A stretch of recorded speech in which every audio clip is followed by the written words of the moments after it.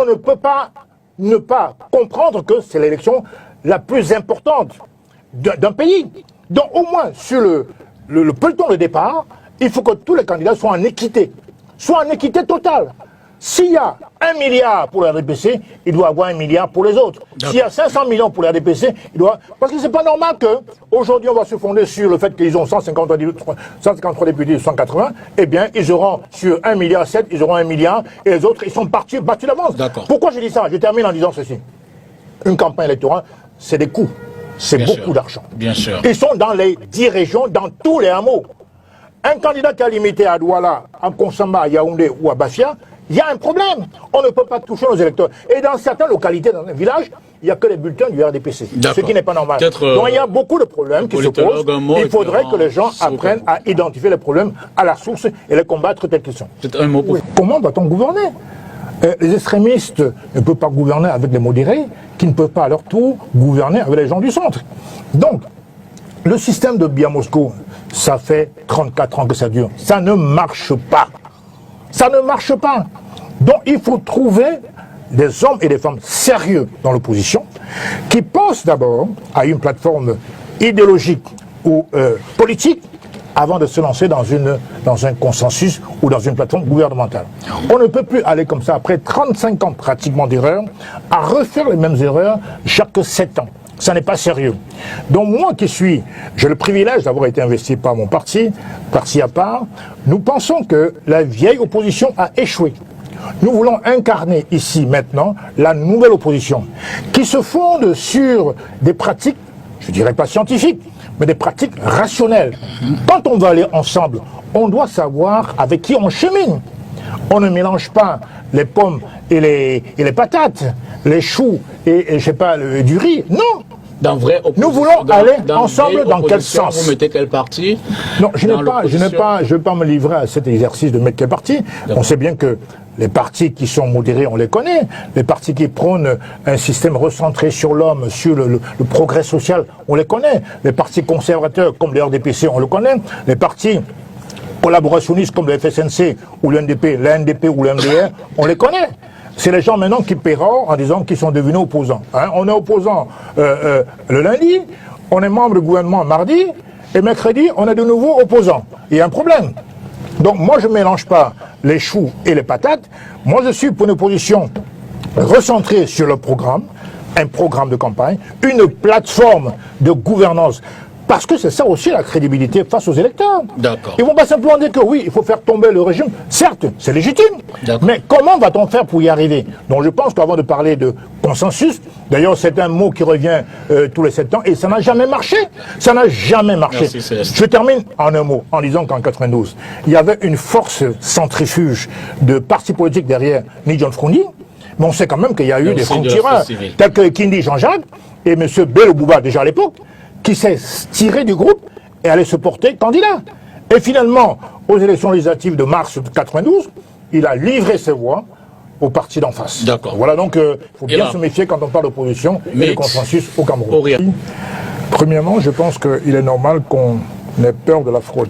En tout cas, qu'on redoute la fraude. C'est primordial.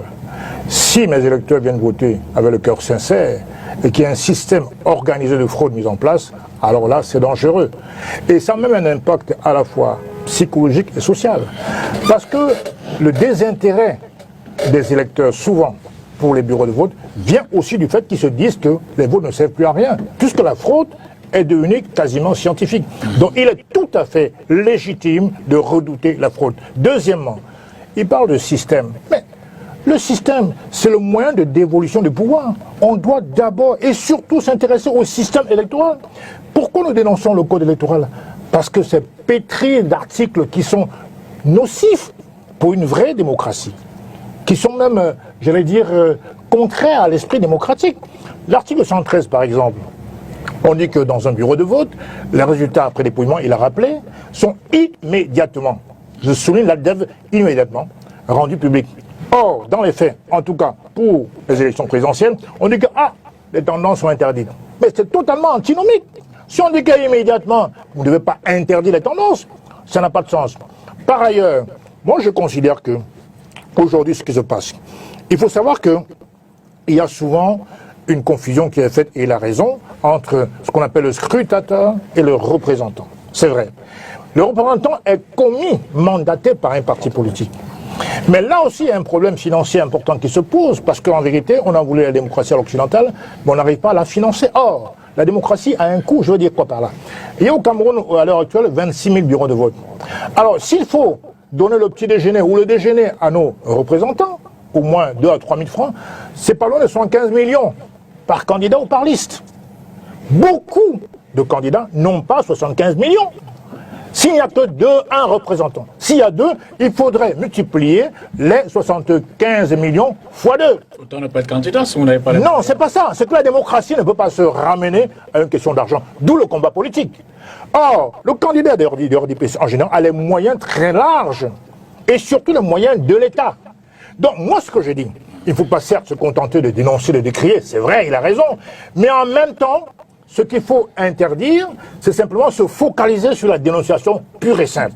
En même temps qu'on dénonce, on marche sur les 2 pieds, comme disait Mao Zedong, il faut marcher sur ces 2 pieds. On dénonce pour que les électeurs, les Camerounais prennent conscience de ce qui est, de ce qui existe, mais en même temps on agit sur le terrain.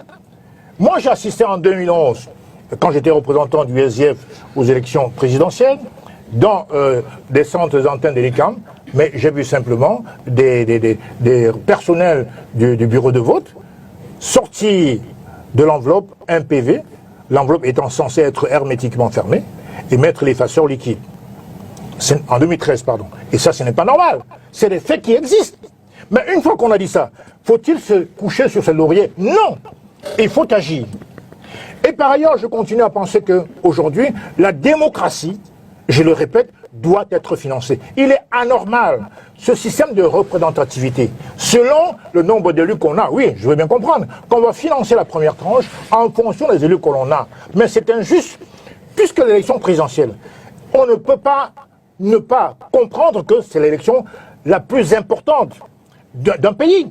Donc au moins, sur le peloton de départ, il faut que tous les candidats soient en équité totale. S'il y a 1 milliard pour la RDPC, il doit avoir 1 milliard pour les autres. S'il y a 500 millions pour la RDPC, il doit... Parce que c'est pas normal qu'aujourd'hui on va se fonder sur le fait qu'ils ont 153 députés, 180, eh bien ils auront sur 1,7 milliard, ils auront 1 milliard, et les autres, ils sont battus d'avance. Pourquoi je dis ça? Je termine en disant ceci. Une campagne électorale, c'est des coûts. C'est beaucoup d'argent. Bien sûr. Ils sont dans les 10 régions, dans tous les hameaux. Un candidat qui a limité à Douala, à Konsamba, à Yaoundé ou à Bafia, il y a un problème. On ne peut pas toucher nos électeurs. Et dans certaines localités, dans un village, il n'y a que les bulletins du RDPC. Ce qui n'est pas normal. Donc il y a beaucoup de problèmes qui se posent. Il faudrait que les gens apprennent à identifier les problèmes à la source et les combattre tels qu'ils sont. C'est un mot pour préciser, Célestin. Le Cameroun, la France, ce n'est pas le Cameroun. Nous sommes une nation. La démocratie pluraliste, enfin électorale, a pris corps il y a très peu. Il y a moins de 35 ans. C'est très récent. Par conséquent, je considère que où il y a des partis de masse, où les militants cotisent réellement, dont le parti a un fonds de caisse réel. Parti État, parti RDPC.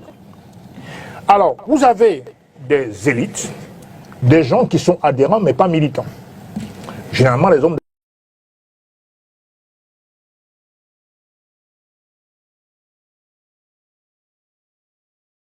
pour protéger leurs affaires. Ils ont l'obligation morale de contribuer dans ce parti. Mieux que ça, le parti souvent, même pour ses déplacements, puise dans les fonds de l'État. Et au-delà même des ressources matérielles et financières, il y a souvent une complicité de ressources humaines qui implique parfois l'action des gouverneurs, des préfets, etc. qui est pro-RDPC. Et c'est déloyal. C'est déloyal. Et c'est ça que nous dénonçons. Or, moi je suis opposé à la démocratie censitaire, basée sur la fortune. Parce que le président de la République peut venir de nulle part.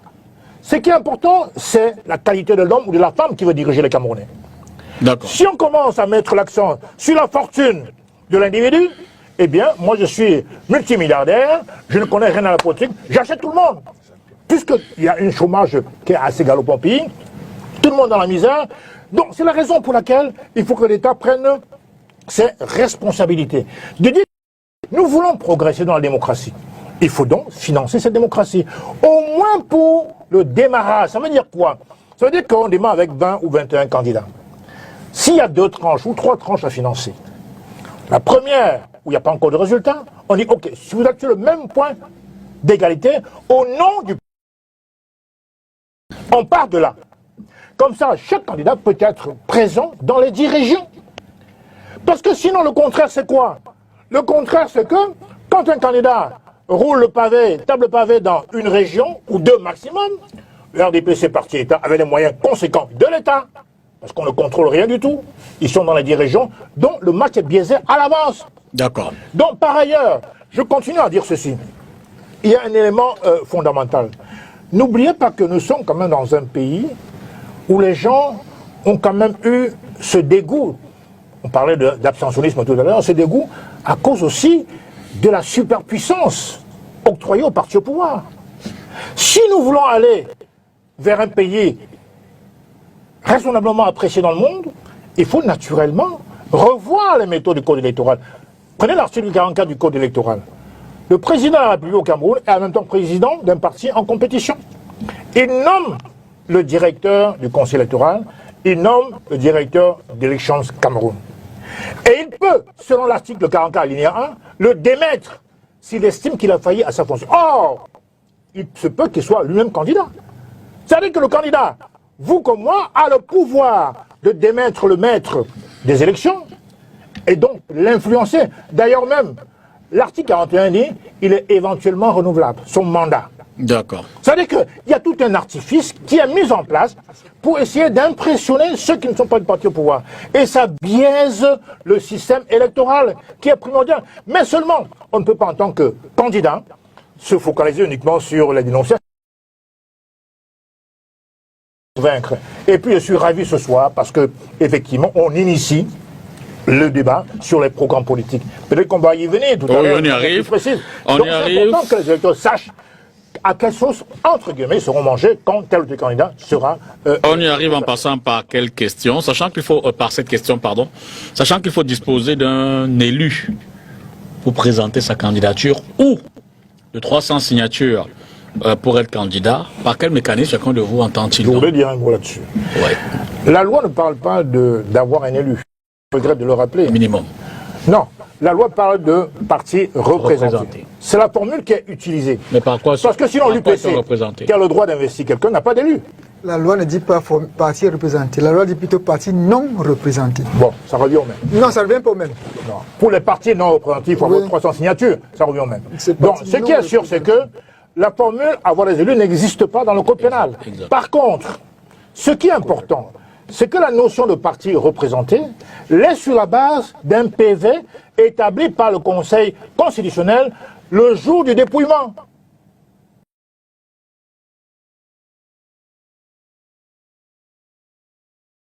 D'élu, eh bien, il y a un PV.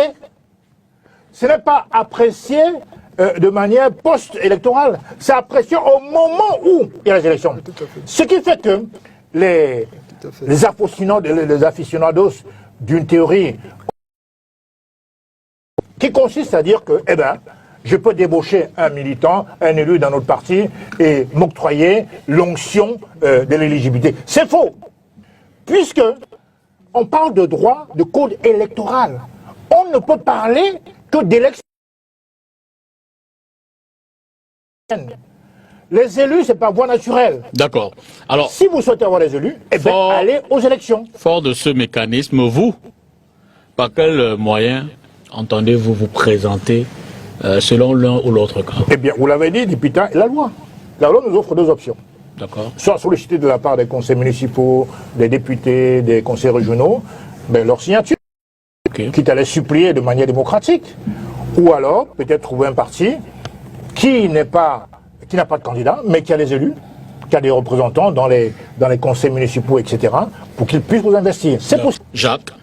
Oui, dans mon cas, je serais présenté, investi par un parti politique qui a des élus. Et je laisse à ce parti le soin de communiquer le moment venu. Donc ce sera fait dans les prochains jours. Hiram. Oui, je voulais d'abord regretter que finalement, j'ai l'impression qu'on se plaint d'une chose et que nous-mêmes nous participons à celle-là, c'est-à-dire que nous finissons par marquer des buts contre notre propre camp. C'est-à-dire? Nous venons de passer une heure pratiquement à débattre et des articles de loi du code électoral et dans une certaine mesure de la candidature consensuelle. Je pense que ce n'est pas notre avantage. Mais pour répondre à votre question de manière très précise, je l'ai dit sur votre plateau le 15 mai lorsque j'ai déclaré ma candidature. Ma candidature sera portée par un parti politique dûment habilité à investir un candidat selon les dispositions de la loi. Aujourd'hui, nous avons deux options claires. Au moment où j'annonçais ma candidature, nous avions un accord d'investiture avec un parti politique. Aujourd'hui, nous avons une deuxième voie que nous sommes en train d'explorer, qui est celle de la fédération des ensembles des partis politiques qui ont une idéologie souverainiste et nationaliste autour d'un projet fédérateur commun. Nous avons commencé à discuter, et là je n'ai pas besoin de cacher le nom du parti avec le Manidem. Nous nous sommes rapprochés du groupe de Douala. Je pense que dans les prochaines heures, le groupe de Douala publiera un programme de large consensus auquel plusieurs partis politiques vont adhérer. Et donc, sur cette base, peut-être qu'il y aura donc la désignation d'un candidat consensuel autour de ce projet fédérateur-là. J'espère bien que je finirai par être celui qui est désigné. Donc, voilà les deux mécanismes que nous avons. Et si vous ne l'êtes pas? Si je ne le suis pas et que j'ai adhéré à cette démarche consensuelle, eh bien, je supporterai le candidat qui sera désigné. Pour le moment, je me bats pour être celui qui sera désigné à la tête de cette, je dirais peut-être, coalition des partis à tendance souverainiste de la plateforme politique camerounaise. Venons au programme. Les 100 premiers jours, rupture, continuité ou bricolage? La parole à qui veut la prendre en premier? Rupture. Il va peut-être commenter après. Il faut rompre, parce qu'on a envie de ne plus voir aujourd'hui ce qu'on a vécu depuis 42 ans. Et dans la rupture, que mettez-vous dans votre programme? La rupture, naturellement, bien entendu. Quelles sont les offres, quelles sont les propositions? En quoi est-ce que... Les offres, sur le plan simplement de la santé, beaucoup de Camerounais meurent parce que, n'ayant même pas 20 000 francs pour s'acheter un médicament, c'est triste, c'est odieux de voir un pays au XXIe siècle où les gens meurent parce qu'ils n'ont pas 20 ou 30 000 francs. Il faut donc mettre en place un système de couverture maladie universelle. Pour ceux qui sont indigents et qui peuvent le prouver, bien sûr, l'État doit prendre en charge au moins 80% des frais d'hospitalisation et de médicaments. C'est la moindre des choses. Il faut rompre avec le passé, une situation chaotique. Sur le plan de l'éducation, aujourd'hui, nous avons des miasmes encore de la culture occidentale qui s'infiltrent dans nos écoles, dans nos maternelles. Ce n'est pas normal. Il faut africaniser, voire même camerouniser notre éducation nationale. Pourquoi on éclate le ministère de l'éducation de base, le ministère des enseignements secondaires, le ministère de l'enseignement supérieur en 3 morceaux? Non, il faut fusionner tout ça en un grand ministère et rendre à ces écoles, au système scolaire camerounais, académique supérieur, une connotation africaine et camerounaise en fonction des idéaux et des perspectives voulues par le Cameroun. De trois, sur la question du chômage, il y a trop de bayam selam, il y a trop d'informels au pays, ce qui fait qu'on parle souvent de la disparité des prélèvements d'impôts. Évidemment, ceux qui sont mal informés par définition, ils ne sont pas identifiables par les impôts, par les services d'impôts. Par conséquent, l'État perd énormément dans ses recouvrements. Il faut donc faire en sorte que, effectivement, le chômage des jeunes soit un lointain souvenir. Ça suppose qu'il faut insérer dans le système éducatif camerounais la notion école-entreprise. De sorte que, après une licence, après un master 1, un master 2, l'étudiant sorti fraîchement de l'école puisse trouver, dans les 6 mois qui suivent, rapidement un emploi. Un emploi, n'est-ce pas, ne reste pas au chômage, sinon ça va encore causer les développements qu'on sait aujourd'hui. Quatrièmement, il y a la question économique. Aujourd'hui, le pouvoir d'achat, sur le marché, on a du mal à tenir le debout. Vous donnez 10 000 francs de ration à votre femme, elle rentre, il n'y a rien du tout. Comprenez ? Ça veut dire que les gens s'amusent à augmenter les prix des denrées alimentaires de manière absolument anarchique, parce que justement les pouvoirs d'achat ont baissé, et les gens crient haro.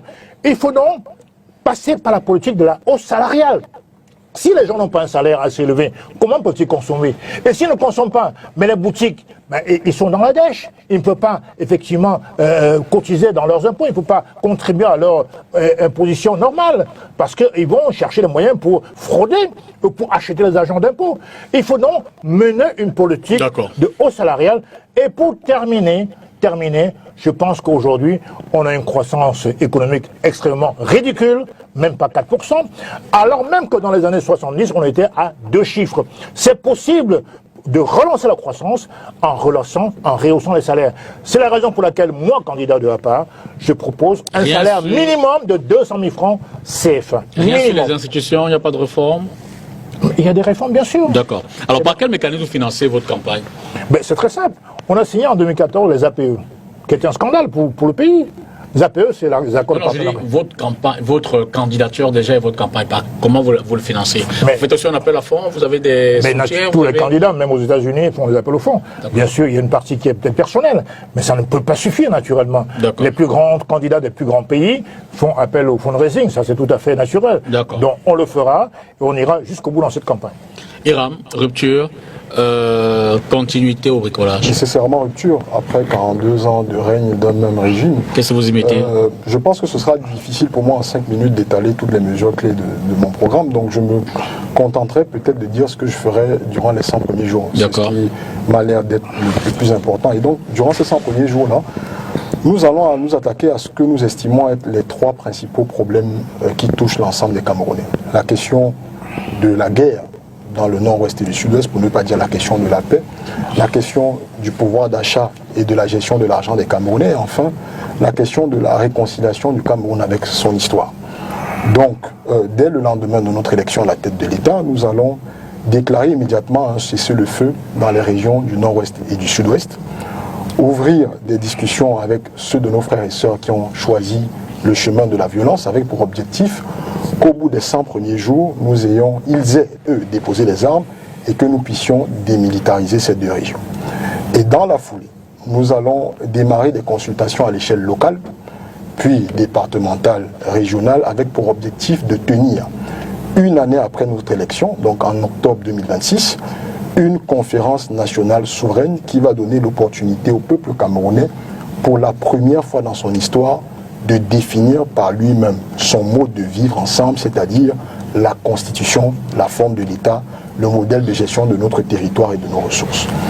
Sur le deuxième plan, parlant justement du pouvoir d'achat, dans les 72 heures qui vont suivre notre élection, nous allons devoir nommer le Premier ministre et l'instruire de constituer rapidement un gouvernement de 20 membres, comme nous le proposons. Vous ne pouvez pas en 72 heures nommer un Premier ministre. Nous le nommerons en 72 heures, puisqu'il fera partie... Vous ne pouvez pas, puisqu'il fera juridiquement. Parce qu'il faut attendre déjà d'être prêté serment, le président élu, ensuite nommer un gouvernement. Nous le nommerons en 72 heures, après avoir prêté serment, si vous le voulez bien. C'est pas 72 heures, prêter serment. Nous le nommerons 72 heures après avoir prêté serment. Ah, ok. Et nous ambitionnons dans les 10-15 jours de tenir un conseil des ministres à Bouéa ou à Bamenda, qui portera principalement sur 3 points. Le premier point, et peut-être le plus important, c'est d'alléger justement le poids financier qui pèse sur les familles camerounaises en observant l'évolution des cours du baril depuis le début de l'année 2025. Nous avons constaté une chute substantielle qui permet tout de suite d'instruire une réduction de 20% des prix du carburant pour revenir au prix qui était pratiqué en 2023, avec l'impact conséquent sur les prix des produits de première nécessité. Le deuxième point de ce Conseil des ministres sera de créer une force spéciale de lutte contre la corruption qui sera dotée des pouvoirs d'enquête, des pouvoirs de poursuite et surtout des pouvoirs de récupération des fonds. Et enfin, d'engager le processus de reddition des comptes pour que nous puissions, sur l'audit des comptes publics de 2000 à 2025, traduire devant les juridictions compétentes tous les gestionnaires de la fortune publique camerounaise qui se seront rendus coupables de détournement de fonds. Et enfin, sur le troisième point, celui de la réconciliation du Cameroun, du peuple camerounais avec son histoire, ce sera d'autoriser immédiatement le retour ou le rapatriement de la dépouille du président Ahidjo sur le territoire camerounais, lui et l'ensemble des membres de sa famille qui sont enterrés à Dakar. Et enfin, de procéder à ce que nous appelons la décolonisation de l'espace public camerounais pour redonner à nos rues, à nos espaces, à nos infrastructures, les noms des héros qui ont contribué à construire la nation camerounaise. Donc, au bout de 100 jours, nous nous serons principalement attaqués à la question de le retour à la paix dans le Nozo, à la question de l'amélioration du pouvoir d'achat des Camerounais par la baisse des prix des produits de première nécessité, à la question de la reddition des comptes, et enfin, nous aurons démarré le processus de réconciliation du peuple camerounais avec son histoire. Rappelez-nous comment vous financez votre candidature, 30 millions. Alors, nous avons fait un effort avec l'ensemble des membres et du secrétariat permanent du MP3, qui est l'organe dirigeant de notre parti politique, et l'équipe de campagne qui intègre d'autres formations politiques et organisations de la société civile. Nous avons fait le nécessaire pour lever par nous-mêmes la caution de 30 millions qui est nécessaire pour faire valider notre candidature par l'ECAM. Presque, je pense que dans les 72 prochaines heures, elle le sera totalement. Et ensuite, pour le cas de la campagne, nous ferons d'abord appel, je ne vais pas dire à l'épargne, mais à la volonté des militants de notre propre parti de nous accompagner dans cette campagne, et à tous les Camerounais qui se seront reconnus dans l'offre politique que nous défendons. Jacques, les 30 premiers jours, rupture, continuité, bricolage. Rupture sur le plan politique, rupture sur le plan économique, rupture sur le plan socio-culturel. Sur le plan politique, je remettrai le peuple au centre du processus électoral. C'est-à-dire quoi? La Cour suprême aura des missions étendues au contrôle total du processus électoral. Les juges de la Cour suprême seront nommés par le président de la République, mais ils devront être confirmés par le peuple par voie référendaire à travers le vote électronique. Je reviens là-dessus dans un deuxième temps.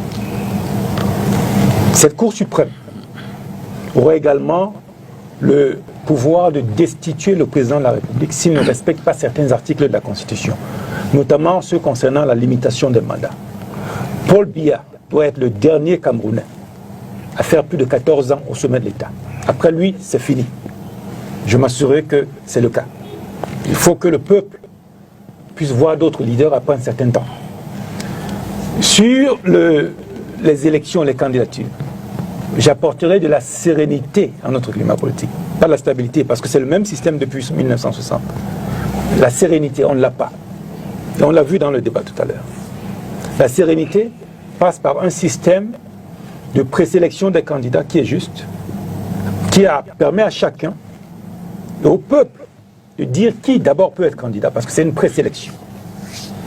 Une fois que le peuple donne plus de 5% à un candidat, un Camerounais ou une Camerounaise, ce Camerounais, Camerounaise est retenu comme candidat et a une allocation budgétaire conséquente pour ne pas être l'otage des pouvoirs de l'argent. Parce qu'il y a un aspect important. Le peuple doit garder le contrôle de ses dirigeants. Ils ne doivent pas être sous le contrôle des pouvoirs de l'argent comme on a vu dans d'autres pays. Et ne prenons pas ce mauvais exemple. Corrigeons cela dès maintenant. Et c'est ce que je ferai.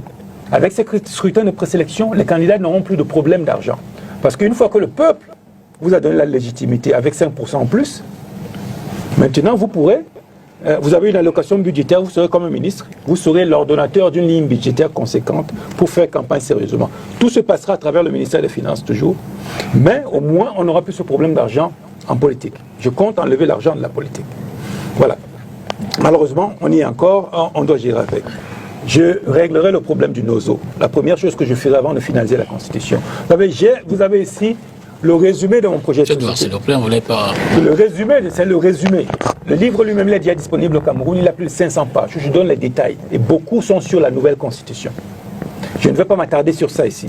Mais je ferai une chose pour nos frères et sœurs anglophones. Nous aurons une conférence sur le problème anglophone. We'll have a 3-day conference over the Anglophone issue that I will chair myself as president, because I'm also an Anglophone by education. That title, Dr. Bugag, doctor, is a PhD, it's in English.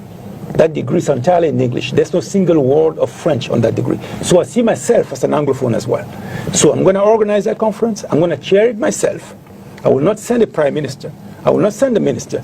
We're going to discuss as brothers and sisters together to identify the problems that led to the NOZO crisis, identify solutions that we can put into the Constitution, and those we may put in non-constitutional documents.